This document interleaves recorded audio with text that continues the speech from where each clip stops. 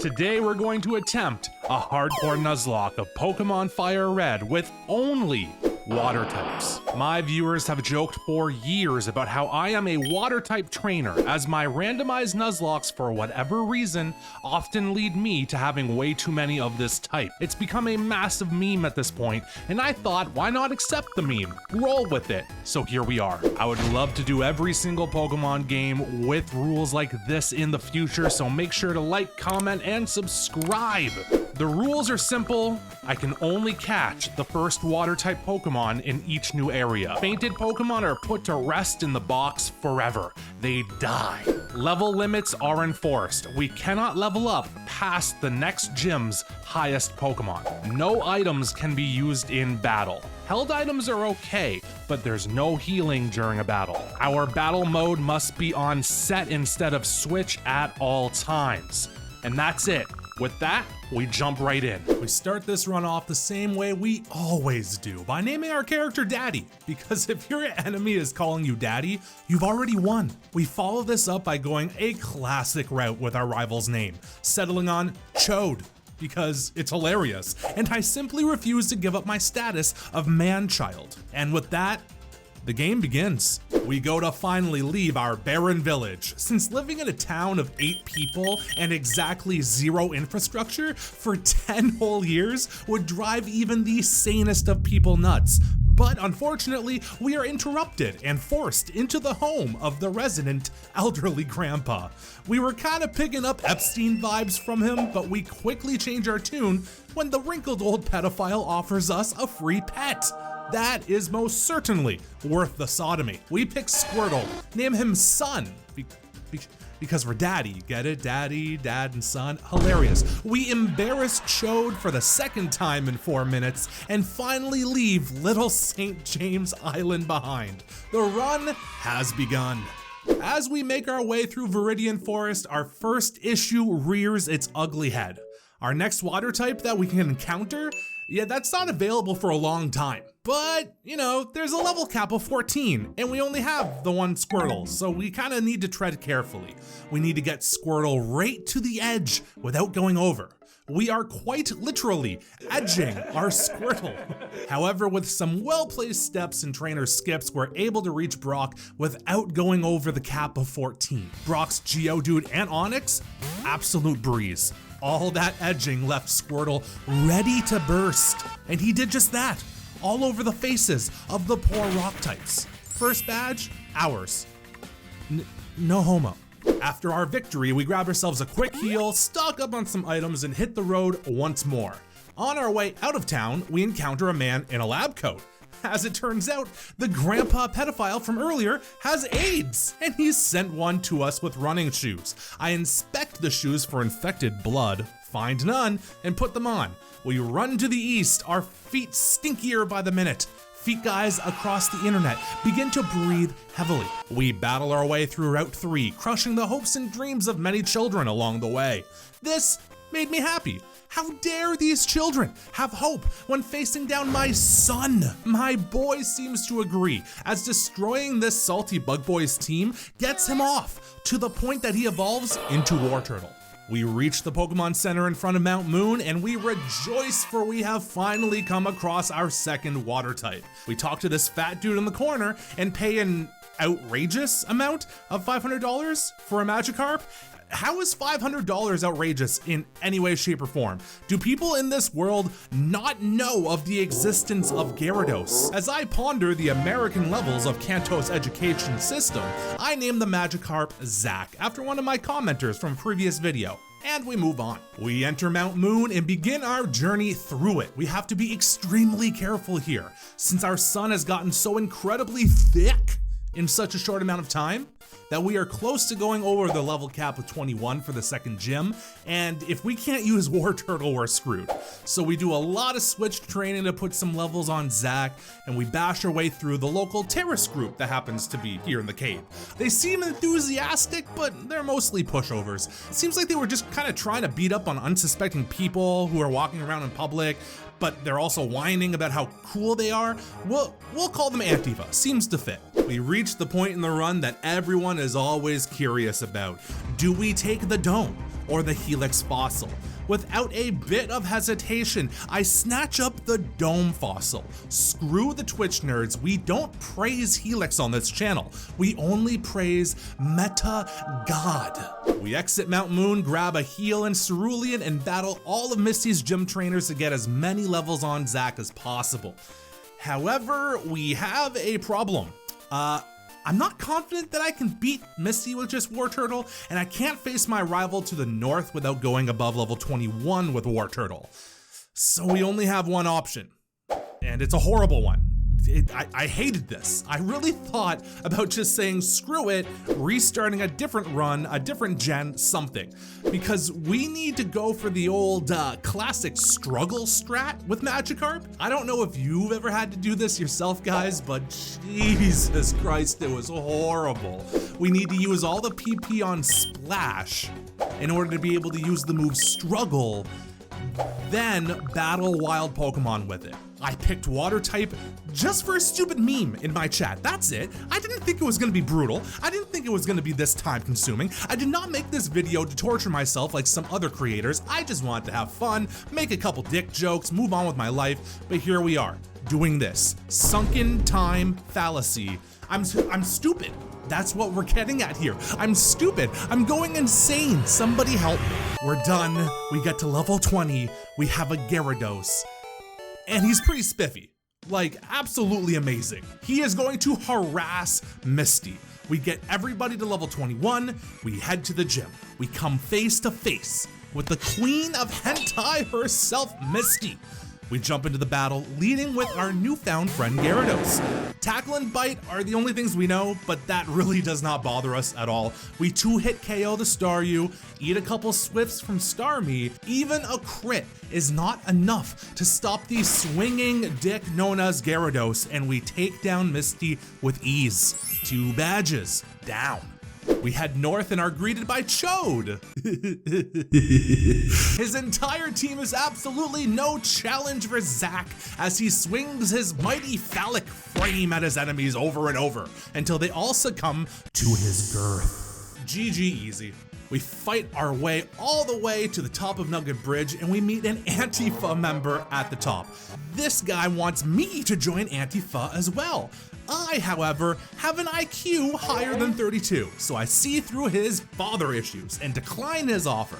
He resorts to violence, as, you know, Antifa often will, but I crush him easily, as he is part of Antifa, and therefore a giant pussy. We battle our way east, avoiding as many battles as we can, as we're already dangerously close to the level cap of 24. We reach Bill's house, and things just keep getting weirder. Terrorists, Chodes, everything. Turns out Bill is a giant furry. This is an abomination. Why would you do that? I don't understand. And has turned himself into an animal. You know, he's obviously embarrassed that his creepy home life is now on display to a stranger. We do, however, decide to help him out. My first strategy would have been therapy for Bill, but Bill has asked for us to simply turn him human once more. Baby steps, I guess. We help him out. He dumps a cruise ticket on us. Bill claims he won't fit in at the party, and that is obviously an understatement. We decide to take Bill's place on the SS and so we head back to town and go south towards the party.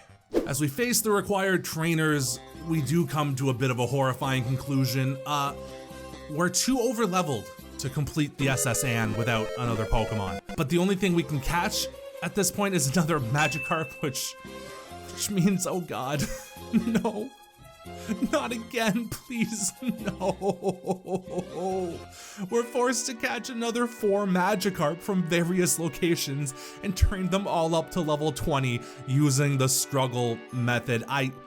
I don't suggest this. There are so many more productive things that I could have done with my life, and yet here we are. I've got to complete my task so that I can edit this footage into a mediocre video and get 50 views on it.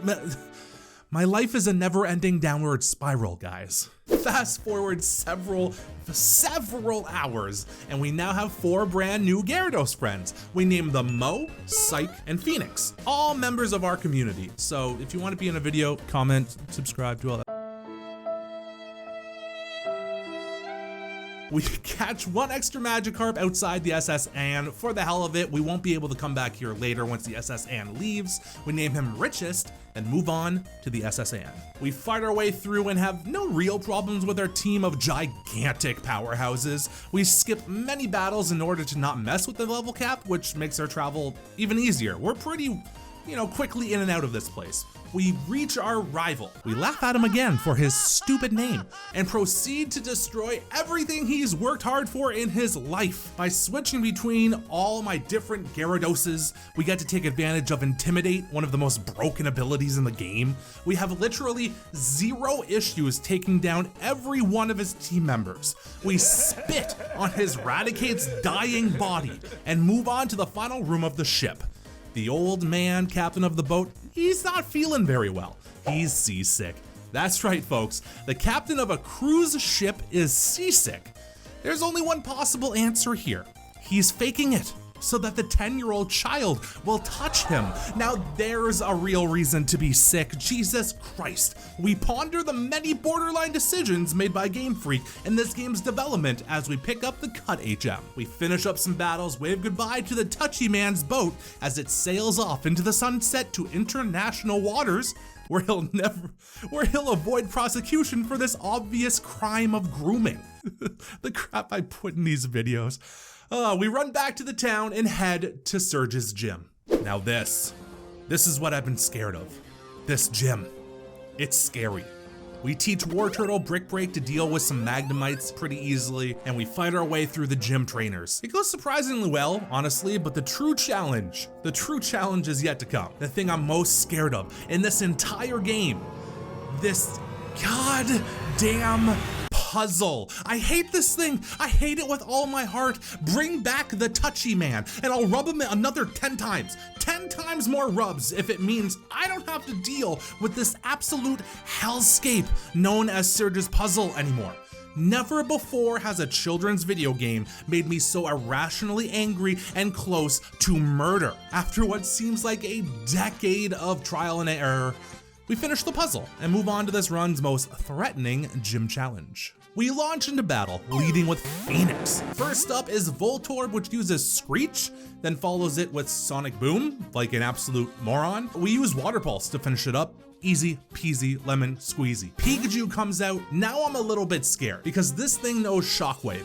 Shockwave does not miss. Shockwave hits hard. I'm horrified. I'm very scared. We go for a Water Pulse right away and it almost dies, but Pikachu goes for a double team and all of a sudden this is a damn crapshoot. Pikachu gets to heal to full, but we do land a second Water Pulse and grab a Confusion. Surge goes for a full heal next turn like a dumbass, and we kill Pikachu with another Water Pulse, but Raichu is next. This one is not screwing around. It goes for Shockwave right out the gate, and Phoenix goes all the way down to 9 HP. We hit a Water Pulse, but it's nowhere near a 2-hit KO. I want to do my best to try avoiding losing as many Pokemon as possible. We take a risk by switching out to Sun. Raichu goes for Quick Attack, and we only take 9 HP damage, so I decide to bust out the secret weapon. We taught Sun Dig for this fight. We take a Shockwave with 12 HP remaining and get it down to Red with a Dig. We switch out to Mo, hoping to catch that Quick Attack again, but not this time. We don't get that lucky. Raichu ain't nobody's bitch. Our prediction didn't exactly work out, and at this rate, we can't rely on it using Quick Attack. We can't take that risk, because if we keep on switching around and it just spams Shockwave, everything's gonna go down to the red, everything will be taken out by Quick Attack, and we don't wanna get swept here by a freaking Raichu. A sacrifice must be made. We leave Mo in, and Raichu takes him out. We send in Psych, and Raichu goes for double team, making us miss our tackle. We pray for no crits, and we roll again. Raichu takes us down to 20 HP with a Shockwave, and we hit our tackle to take him down. Surge may be a war hero, but damn it, Pokemon is a virgin's game, bitch. I'm the king of the virgins, kiss my feet, etc. The Thunder Badge is ours with surprisingly few casualties. We grab a heal from the Pokemon Center and place Mo in the dead box. He was a good man, and a better friend. May he rest in girthy peace. We head north, back to Cerulean, and turn east to Route 9, where we start grinding our way through the countless trainers that dare challenge Daddy. We split experience between the Gyaradoses as much as possible, because we want to hit level 25 so we can have Dragon Rage. Oh my lord, Dragon Rage is big dick shit in this early game. We get to the Eastern Pokemon Center and then we enter Rock Tunnel. No issues really at all in here, since everything we encounter is either Rock type or an early stage Pokemon, meaning the Gyarados Extended Universe gang is able to mop everyone up. We come out of Rock Tunnel into Lavender Town and book it to the west immediately. We're close to grabbing our next water type and I want it as soon as possible. We run to Celadon, climb a tall building to the top where a free Eevee is waiting for us. I know I've spoken of the girth of Gyarados in this video, but boys, goddamn, nothing outgirths the queen of endurance known as Vaporeon. Wow! Take a look at the girth! We grab it from the box ASAP and hit the department store to scoop up a water stone to evolve it. Just look at her. Definitely a Pokemon compatible for humans. We then head to the roof where we stock up on fresh water because I'm an incredibly lazy and fat man, and I do not enjoy wasting my time running back and forth to the Pokemon Center. We also trade some of our tasty drinks with the little girl for some TMs. Look at us. Now we're the one offering gifts to small children. Oh, how the tables have turned. Hey, look at us. Look at us. Huh? Who would have thought? Not me. Anyways, before we go, we stop at the second floor and check out some TMs. We grab 2 copies of Hyper Beam, 2 copies of Attract, and 1 secret power. Gyarados learning Hyper Beam is massive for this point in the game. With Gyarados' big dick attack stat, it's going to create quite a few Widowers. From here, we head straight to the gym. Now, normally in a run like this, having all water types, grass typing in a gym, that would be horrible. But we have the power of the dose. The flying type serves us well. You'd expect a young boy of 10 to be distracted in a building filled with attractive women, but my virgin energy keeps me from straying from my goal. We assert dominance over all of the women in the name of the patriarchy and approached the gym leader. Our final challenge here is Erica, of course. She leads with Victory Bell and we lead with Phoenix. We've taught Phoenix Secret Power because it's a solid 70 power physical move, which hits Victory Bell for a bit under half damage. Honestly, I was expecting more of an impact, so I'm a bit disappointed. We eat a Stun Spore in return. We take a Giga Drain that doesn't do much damage at all, and start hitting back with Dragon Rage. Victory Bell goes down with only 2 of them. Tangela comes out next, also going for Giga Drain. We're stuck paralyzed and can't hit back though, so I decide that it's, a little bit risky to stay in, so we swap the Psych. Psych eats a Giga Drain with ease and takes Tangela out with 2 Dragon Rages. Vileplume is next, and I decide to kind of feel it out with a Secret Power. It doesn't do half, but it's still pretty decent damage. Vileplume tries to Stun Spore us, but misses. We take those. We hit it with another secret power and it's brought within 1 hit of dying. This time, however, it does hit that Stun Spore. It outspeeds us now, so it goes for a Giga Drain and we get paralyzed for the turn. We go for a Hyper Beam to finish it off, but we miss that. Things are looking dicey. I decide to stay in to try to finish it off once more with Hyper Beam though. In retrospect, this was probably not a good idea. It was risking a crit. I didn't need to take that risk. It was a little silly, but I was confident that God above would be on my side.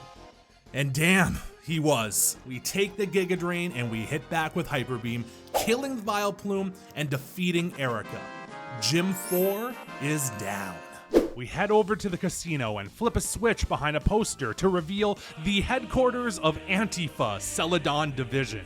I didn't expect much intelligence from a group like this, but damn, even for them, this was really easy. We hit absolutely 0 resistance in this entire fortress. We grind our way through the Antifa members until we meet Giovanni, Mr. Boopity Boppity himself, who is also an absolute cakewalk. 1 Water Pulse each for his Onix and his Rhyhorn, then we Dragon Rage down his Kangaskhan. Antifa's leader is apparently as weak as their ideology. We take the Silph Scope from Giovanni, which kinda seems like stealing, but he probably got it from looting stores anyway, so I really do not feel bad. We take the scope and leave Rocket headquarters, behind. We run up to the north buildings quickly before leaving in order to grab some tea for the guards from an old lady, continuing Game Freak's weird pattern of the elderly interacting with 10-year-old strangers. We take the tea and give it to the guards, who will now let me pass their roadblock, achieving the world record for the smallest successful bribe of all time. We run to Saffron and head to the southeast real quickly to grab the Psychic TM, which will no doubt prove very useful in the future. From here, we run east once more, this time all the way back to Lavender Town. We head straight to Pokemon Tower and encounter our rival, Chode. Last time we met, we spit on his Raticate. This time, his Raticate is fucking dead, and Chode seems a little bit salty about it. Anxiety sweeps over me as I ponder whether it was my Pokemon that killed Raticate, or perhaps I picked up AIDS from Oak and it was actually the spit that did him in all along. I try my best to shrug off the thought of elderly STDs and jump into battle instead, leading with Phoenix. 2 secret powers takes out his Pidgeotto very easily, but he counters with his own Gyarados. Big phallic frames bashing together. It's my goddamn dream nightmare. You decide. This slimy motherfucker is copying us in a feeble attempt at victory. That's all that I know. We switch to Scythe to get off and Intimidate, then switch over to Zac to get in another Intimidate. And just like that, Chode's Gyarados, that thing is absolutely flaccid. Thrash around as he may, the enemy Gyarados barely scratches us, and we take it out with 2 Dragon Rages from Zac. Growlithe comes out next, and we switch to Pawdion to get her some experience. 2 secret powers does the trick. Ivysaur comes out to counter Pawdion, so back to Phoenix we go, who takes a poison powder but KOs Ivysaur with 2 secret powers. Last but not least, Kadabra. We go back to the thickness known as Pawdion to clean up Kadabra with another 2 secret powers. Chode's threat level proves to be as small as his Raticate's will to live, and we walk past him laughing as he runs out of the tower with tears in his eyes. It turns out that there's a ghost haunting the tower, and it's taken all of these feeble-minded cat ladies hostage. Only one thing we can do for these poor women: beat the shit out of them.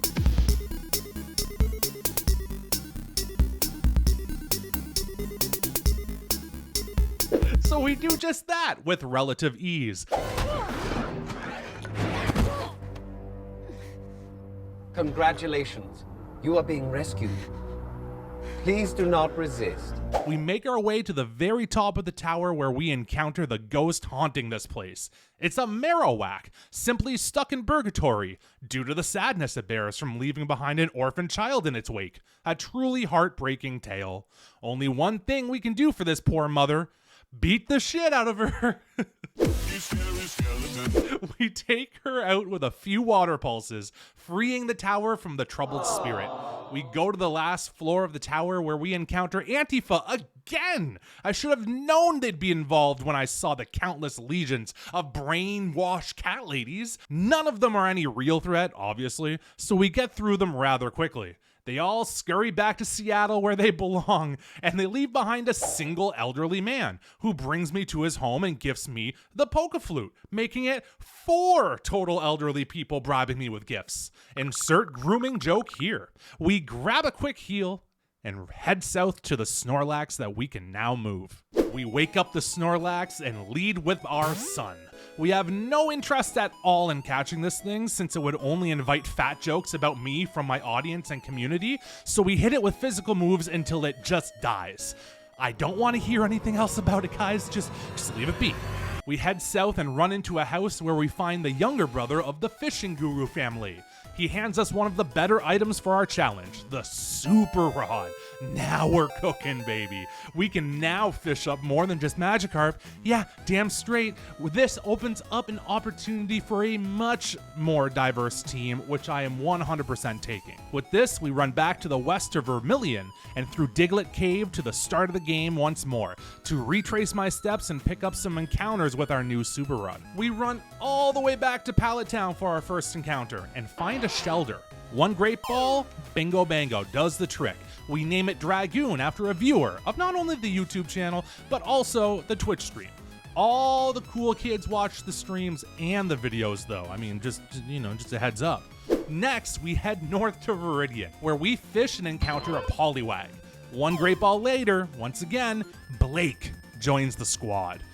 Also a viewer. Blake, you know who you are. We love you. Next, we head to the cycling path and take it all the way south to Fuchsia. We hit up the Safari Zone and grab a Psyduck as our encounter.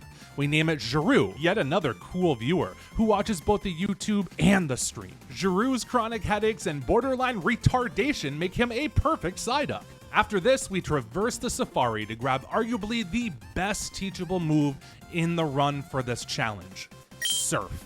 Being able to give every single member of the party a 90 base power stab move is an absolute dream come true. We head back to town and rearrange our team a little bit since now we've got a bunch of new encounters. We box our Cut HM Slave and Zack, and officially add Dragoon the Shelder and Blake the Poliwag to the team. From here, we backtrack to Celadon. We hit up the department store and grab 2 Water Stones for Poliwag and Shelder. We use one on Shelder right away as it has no effect on his move pool. Dragoon evolves into a Cloyster, let's go! With his newfound thickness, Dragoon can now take on harder foes, making it easier to grind up, which we run west to do. After some grinding filled with flamboyant bikers and close brushes with death, Blake evolves into Poliwhirl. We beat all the trainers on Cycle Road and proceed to run around the region defeating every trainer we can in a desperate attempt to get more levels on Dragoon and Blake. We eventually run out of trainers though, so I decide it's time we screw with Antifa once more. We head to Saffron and enter Silph Co to take on the hordes of Raticate, Golbats, and retarded political views waiting there for us. The next 2 gym leaders, Koga and Sabrina, both have level caps of 43, so we have a long way to go before we hit our maximum available level. For floor after floor, we destroy Antifa's roster of D-tier Pokemon, gaining those much needed levels along the way. Sun hits level 36 in the process, and we get to watch him evolve into the glorious, big-bootied monster known as Blastoise. What a privilege it is. Eventually, we face all the trainers in Silph Co that we can before the rival fight. We're a bit underleveled for that right now though, so we go back to the fighting gym for even more EXP. We make sure to hit level 40 with our whole party and head back to Antifa HQ to take on Chode's toughest team yet. We lead with Cloyster against Chode's Pidgeot, as we can easily deal with it with Stab Aurora Beam, but Cloyster also tanks all of Pidgeot's moves, allowing us to set up 3 layers of spikes to start the match. After setting spikes up, 2 beams takes Pidgeot out. Venusaur comes out to counter Dragoon, but takes about a quarter damage from spikes in the process. We switch out to Phoenix. Venusaur may be girthy, but damn it, Phoenix wrote the goddamn book on girth. Venusaur hits us with a Razor Leap, but barely does a quarter damage. A secret power gets Vena to low yellow, and it paralyzes him to boot. Vena misses a sleep powder, and we take advantage by taking him out the next turn with another secret power. Chode counters with his own Gyarados. What a Chode! Always trying to steal our thunder. We trade Dragon Rages and we switch out before we get too low. We go to Psych, our second Gyarados. That's right, I got 2 dicks. It's like having 2 cocks. Yep. If one of your cocks could kill someone. And we get an Intimidate off. That doesn't matter, however, as the enemy Gyarados keeps going for Dragon Rage. We trade hits back and forth, him using Dragon Rage, and us trying to paralyze with Secret Power. In the end, we KO him, but we're left with only 19 HP, a little dicey. Growlithe is next, who's easy enough for a mono water type team to deal with. We switch to Podion and one-hit KO with a Surf. Mwah, beautiful. Alakazam is out next, and it sets up a Future Sight turn 1. Although Zam is spooky, we're still packing Secret Power, a physical move, and we take Zam out with 2 of them. Chode put up a pretty good fight this time around, but he's still not quite good enough to cause any harm. Our team, in the end, was just too damn girthy. After the rival fight, we talk to the man to our left, who gives us a new team member. Lapras is one of the better water types in the game, and I'm happy to have it on the squad. We name it Natty, after my wife, as Lapras is very cute and because, well, I intend on riding it. We run upstairs, beat up a poor unsuspecting rocket grunt, then face off against Giovanni once more. It's boppity boopity round number 2, baby. We lead with Blake as he is the weakest on our team and needs the levels. Although Blake is weak, we are about to face a ground-themed team with our mono water team. I'm, pretty confident this is gonna work out. Giovanni leads with Nidorino and we put it right to sleep with a hypnosis. We take the opportunity to set up a rain dance, but the Nidorino wakes up early, turn 1, Jesus Christ, and we eat a Fury attack for being greedy. Nidoqueen is out next, who crits us with a double kick. The bad luck does not stop, but we easily 2-hit KO it with Surf in the rain. Next up is Kangaskhan, who is far too large a threat for Blake to take on right now. Someday Blake will possess the skills needed to easily destroy normal types, but for now, he's still going through puberty, We swap out to Dragoon, who eats a rage without a care in the world. Kanga continues to build up rage as we hit it with Surfs, but the move does nothing, even after being boosted so many times. We take it out with very little effort. Lastly is a Rhyhorn, which is swept away with a one-shot Surf. And with that, boppity boopity, round number 2, it's over. Giovanni falls once more. We collect a Master Ball as our reward for overthrowing yet another Antifa coup attempt and run to the Pokemon Center to grab Lapras and add it to the squad, boxing Phoenix in the process. Lapras has a jolly nature, meaning it will be kind of like a decent mixed attacker, and has the Shell Armor ability, meaning it's a bulky mon that isn't able to be crit. Absolutely amazing for a Nuzlocke. It also gets access to Confuse Ray and Body Slam for paralysis to allow for safer switches, and is the only party member other than Blake who can learn Psychic. Definitely a fantastic addition to the team. Our endgame crew is finally taking shape, and I could not be happier with the absolute thick ass units that we've assembled. We head out to the casino where we can find some free coins that fell out of the pockets of fat lazy boomers who were too busy ruining the economy to notice, in order to buy 5 Mystic Waters, which we pass out to the entire team. We're currently coming up on the level 43 level cap, and we need to beat 2 gyms without going over it. So, we decide to finally evolve Blake into the monster known as Poliwrath, then we head to Koga's gym. We're a bit underleveled, but I'm confident in our ability to take him on. We lead with Pawdion because thick, and Koga leads with coughing. Easiest one-hit KO of my YouTube career. 1 Surf and we move on. Muck is out next, and we do the unthinkable. We look at a pile of cum and say, I would like to fornicate with you, please. That's right, Pawdion goes for attract on the pile of cum. Vaporeons aren't just compatible with humans. Everyone wants to bone Pawdion. It's in all of our DNA. There's no denying it. Get over yourselves. She's just too damn thick. Leave me alone! Muck instantly breaks through the attract, however, and uses Minimize. It would seem that Muck is an incel who's not used to girls being so forward, and his PP has decided to shrink up and minimize. We hit a Surf, Muck hits a Sludge, and it poisons us. This cuck is doing everything in his power to avoid getting laid. Perhaps instead of pile of cum, we should call him Twitch Chat. Anyways, after a few turns of missing, we hit a Secret Power to bring him down to below half and to avoid him healing up. We hit a second Surf and take him out. Another coughing comes out next, but Pawdion has been whittled down enough that I don't feel safe keeping her in. We switch to Dragoon, who eats up a Sludge with a laugh. 1 Surf takes out coughing, and Wheezing is out next. We trade a Surf for another Sludge, but are poisoned again in the process. Not to worry, however, a second Surf takes Wheezing out, and we officially win. Badge number 5. We run out of the gym, grab a heal, and head back north. We always come back to the gay bikers somehow. Maybe there's something going on here that I don't want to discuss. I don't know, don't read into it, no homo, etc, etc. We get up to the level 43 level cap and head to Sabrina's gym for our next challenge. All right, Sabrina. She's a literal fucking child, guys. I am not intimidated. That might sound foolish, but mama didn't raise no bitch, okay? We lead with Gyarados and she leads with Kadabra. Intimidate is going to be absolutely useless in this fight, so I decide to just throw out as many heavy physical moves with Gyarados as possible until he gets low. We go for Secret Power and it one-shots the Kadabra. Big, swinging dick of a start. Mr. Mime is out next and we get it down well below half with a Secret Power. It, however, throws up a barrier, meaning we won't two-shot it anymore. We go for another Secret Power anyway, bringing it to the red, and it baton passes into Venomoth.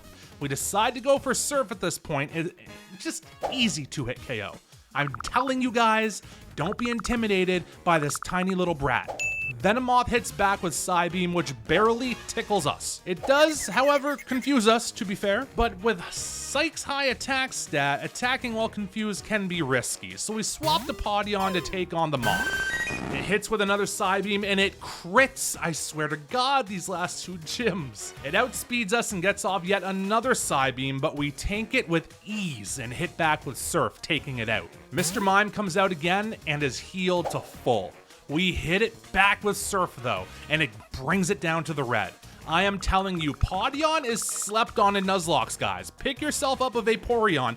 Don't fuck it, or fuck it. I don't really care. We take a Psybeam, tank it, and knock Mime out with a Secret Power. Pawdion takes shit from nobody. Alakazam is her last Mon, and it gets up a Calm Mind on us. Very spoopy doopy. We, however, opted to go the physical route and take it out with a massive Secret Power crit. Pawdion proves once again how massive its metaphorical dick is, and we take home badge number 6. We run back to Fuchsia and head to the high seas. Cinnabar is the Hawaii of Kanto, and at this point in the run, I could really use an all-inclusive resort and a goddamn drink.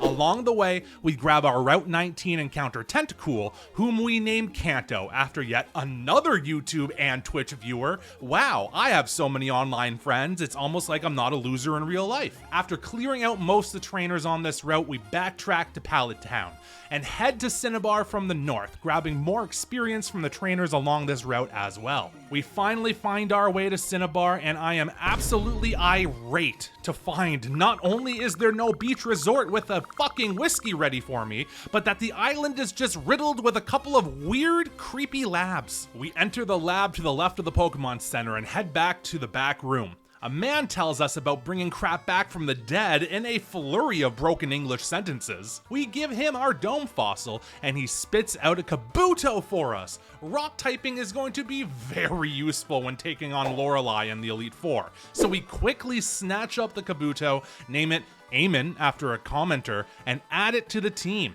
It's weak for now, and we're forced to box Dragoon to make room on the team, but it will be more than worth it in the long run. Next stop is the mansion, where we lead with Kabuto and switch train him as much as we possibly can.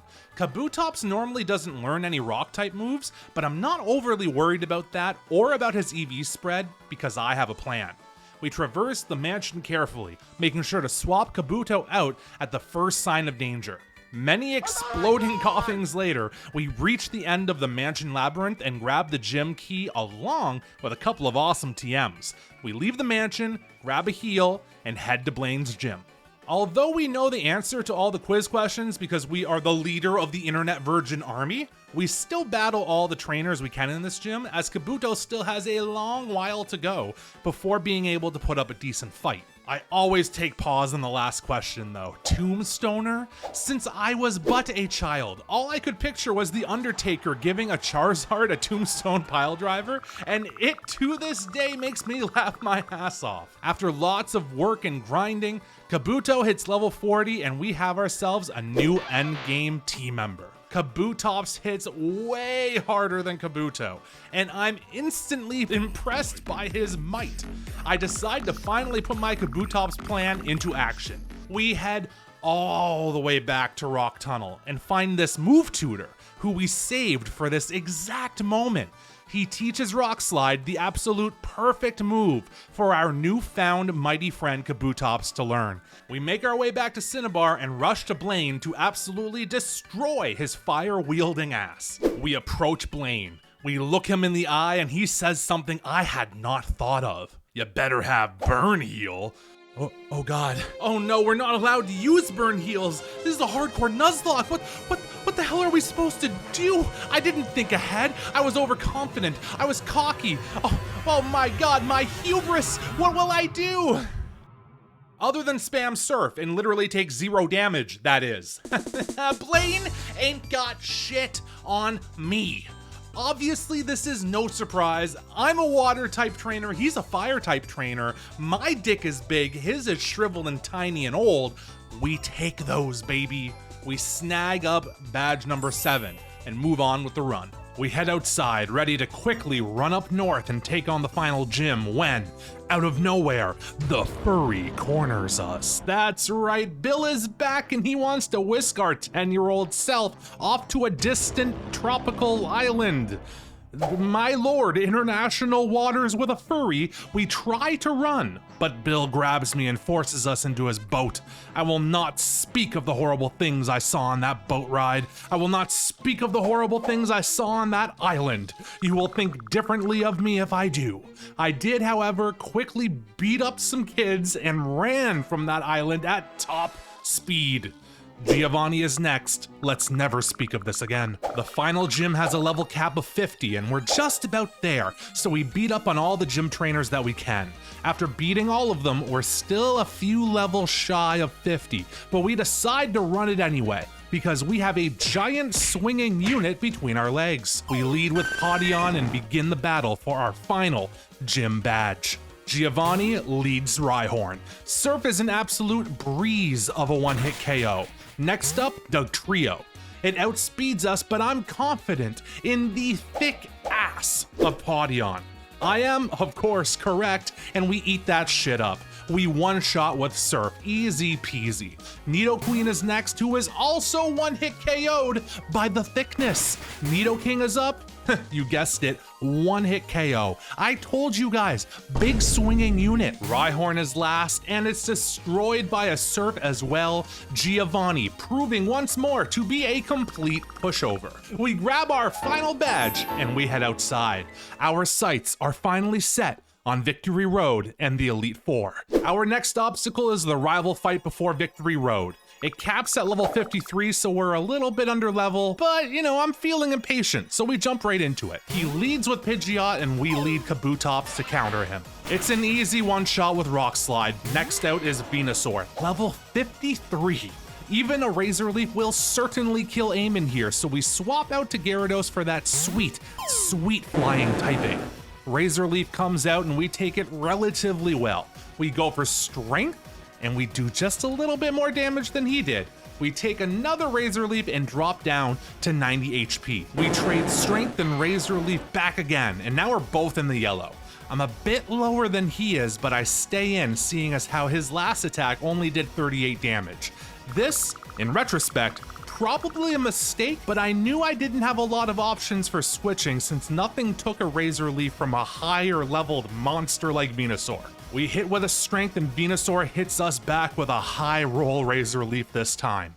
My heart sinks as our health just seems to keep creeping lower and lower, but the absolute girthy beauty known as Psych lives on 1 HP. What an absolute god that he is. We take out Venusaur with our next Strength. He then sends out Rhyhorn and we swap into the thickness. Podion one-shots with Surf and he sends out his own Gyarados next. Intimidate means that we'll barely be hitting back with Secret Power, so we go for Attract first. We get a few free turns in because of this, and in the turns that Gyarados does actually move, it only succeeds in 1, setting up Rain Dance, which is awesome for us, and 2, going for a Hydro Pump.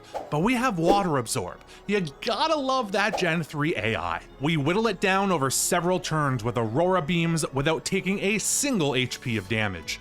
Growlithe is out next, and we switch to Natty, just kind of in an attempt to share around the experience as much as possible. Natty takes Growlithe out with ease by way of a rain-boosted Surf. Alakazam is last, and this is by far his biggest threat. We hit an Ice Beam to bait out Disable, we use a Psychic next to guarantee he's in KO range without them healing up, and finish him off with a nice little Surf. Even by playing this super safe, we're still taken down to 55 HP.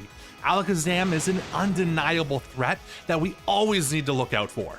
However, we come out on the other side of the fight with 0 casualties and a victory, so I'm pretty happy. Chode tells us how loose we just made his bunghole and runs away in a hurry.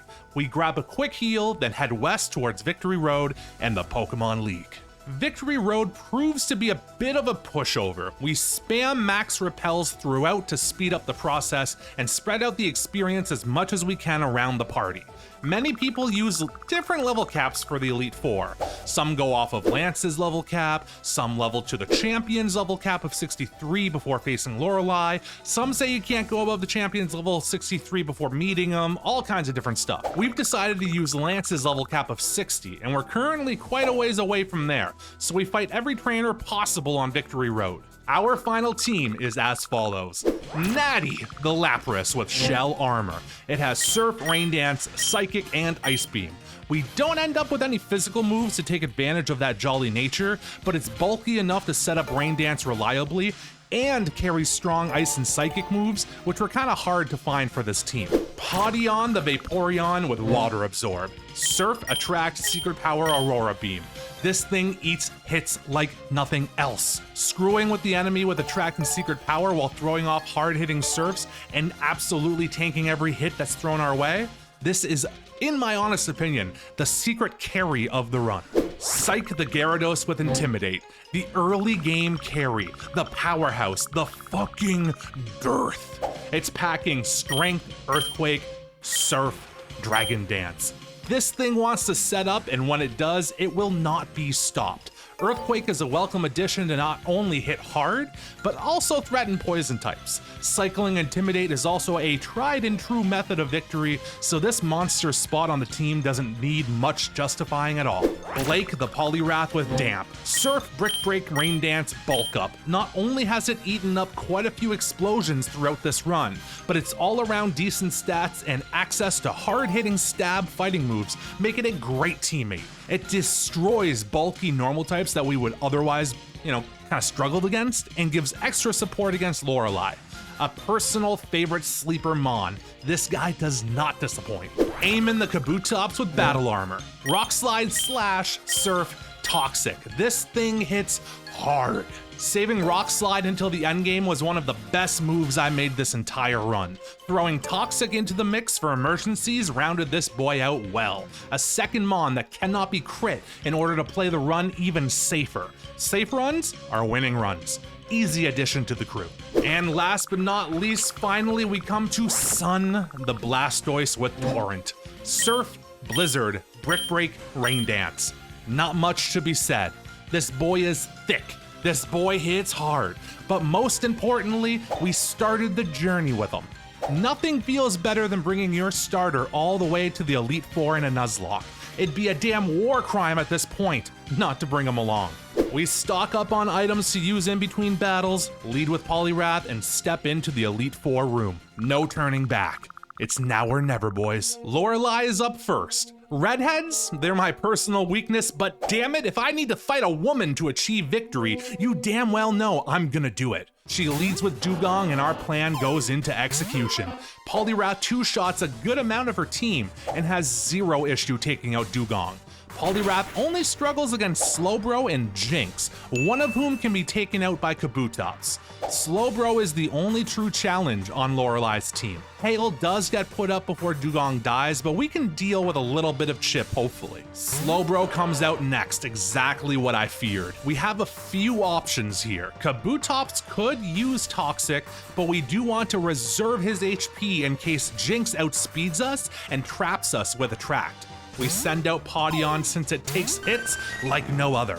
we immediately get hit by a yawn. We don't want to go to sleep so it can set up on us, so we go to Kabutops expecting amnesia. Slowbro does indeed go for one. We go for a toxic but miss and get hit with yawn again. Kabutops being asleep really sucks for facing Jinx, but we let it happen in order to go for the toxic again, and this time we hit it. We decide to stay in to let Kabutops wake up and end up hitting a rock slide. We take a Surf for our troubles, but Slowbro goes down after the poison. Cloyster comes in, and I'm cocky about rock slide killing. Cloyster does hang on with barely any HP left though, and sets up Hail once more. We KO it after it stalls for a turn with Protect. Lapras comes in next, and now after all the Hail, Chip, and the Slowbro Surf, Eamon is getting a little bit too low for my liking. We bring out Blake and get hit by a crit Surf. A Brick Break takes Lapras to under half, but we eat a Body Slam and get paralyzed. We break through paralysis and KO Lapras with another Brick Break though. Jinx is the final enemy, and Poliwrath wants none of that shit, not even a little bit. Kabutops is too low for me to bring him in comfortably, so we go to Pawdion to tank Ice Punch and also to avoid that possible attract. We take Ice Punch after Ice Punch without a concern in the world and slowly grind it down as it puts us to sleep and continues going for punches. 2 Surfs are enough to take it out, and we only get taken to half, even after several free turns for Jinx. Redheads might be hot, but we're out here representing the Virgin Army. We move on to the next room. Bruno is a hulking statue of a man. Look at that frame. God, is he ever intimidating. His team, however, is not. It doesn't match his physique at all. We lead Poliwrath once more, and he leads Onix. Surf, easy one-hit KO. Another Onix is next. We decide to use Bulk Up this time, as his second Onix doesn't have access to Roar like the first one. Dude, we've been through this, okay? I'm cultivating mass. Stop saying that. We take his Earthquakes easily after upping our defense twice, and now have enough power to sweep through his entire team. Hitmonchan and Hitmonlee die to one-shot Brick Breaks, and Machamp takes 2. I told you guys, Blake should not be slept on. This dude's just got all kinds of potential. Bruno sulks after his defeat like muscle dummies often do, and we move on to the next room. Agatha is up next. She rants about how she wants to fuck Oak for a quick second, which is, kind of a strange topic for a 10-year-old. Then we launch into battle. We lead Lapras and she leads Gengar. We can tank a lot of hits with Lapras while hitting back hard with Psychic, so we expect it to be the MVP of the match. We take 25 HP damage from a Shadow Punch, then clap it back with a Psychic, which crits and one-shots. Fuck with my wife and find out, son. Golbat is next, so we go for an Ice Beam. Golbat has something else in mind, however, and confuses us. We hit ourselves in confusion. Of course, Natalie might be beautiful, but she is very easily confused. We decide to try again, eat an Air Cutter, and break through this time. Ice Beam just barely misses one-shotting the Golbat. That jolly nature coming back to haunt us, it seems. We stay in, go for the kill, but Golbat gets a full restore. We hit ourselves in confusion, of course, once more. My wife is starting to annoy me a little bit, which is 100% not uncommon. We take another cutter, snap out of confusion, and hit again with Ice Beam. We miss the KO for the second time. We stay in to go for the kill again and get confused again. This time, however, Natty is just had enough of me roasting her. She's decided to stop torturing me and breaks through confusion to take the Golbat out. Confused and at half HP is not a great spot for her, however. Arbok comes out next and we take the opportunity to switch to Eamon. We resist Sludge Bomb and hit back the next turn with Rock Slide. It's only a 2-shot, but we get to flinch the Arbok. Absolutely beautiful. Another Rock Slide next turn misses, however, and we do take an Iron Tail. We do take it relatively well, however, and connect with the Rock Slide again the next turn for the KO. Haunter comes out next and we decide to stay in to try for the KO instead of risking getting cursed while switching. We surprisingly outspeed the Haunter though and pick up the one-hit KO with Rock Slide. Agatha's second Gengar is her last Mon, and we stay in once more, confident that we can tank a hit and KO with another Rock Slide. Shadow Ball comes out dealing only 32 damage, but the Rock Slide doesn't do enough to kill. We stay in and Gengar goes for a risky Hypnosis, which misses, allowing us to KO it with another Rock Slide. 3 members down, 2 to go. We go on to the next room. Lance. Oh boy. We have a few Ice-type moves to help us out, but Lance is always a challenge. Gyarados is his lead and our biggest concern, as Dragon Rage is guaranteed damage against everyone and it can Hyper Beam us for some surprise kills. We want to KO with Kabutops, but don't want to take the Intimidate, so we end up leading with Lapras. We go for an Ice Beam to guarantee Eamon can kill, and swap to him next turn. We take barely any damage from a Bite, then take Gyarados out with Rock Slide. Dragonair is next, so we swap back to Natty. An Ice Beam is enough to one-shot it, but we take a Thunder Wave when we switch in, leaving us paralyzed. Next is Aerodactyl, and Natty does not want to take an Ancient Power even a little bit. We bring in the thick girl herself, Pawdion, to take it instead, and stay above half HP even after taking a Wing Attack the next turn. Pawdion one-shots back with a Surf. Dragonite comes out. I decide to stay in and go for an Aurora Beam since we're confident Pawdion won't die to anything that Dragonite might go for. We take a Wing Attack and it does 74 damage, bringing us under half. That is far more damage than I expected from a 60 power move, and a crit definitely would have killed there. Luckily for us, we survive and do more than half health back. And here, I make a horrible mistake. I can't remember if I wasn't paying attention or if I misclicked. We stay in with Pawdion and go for another Aurora Beam.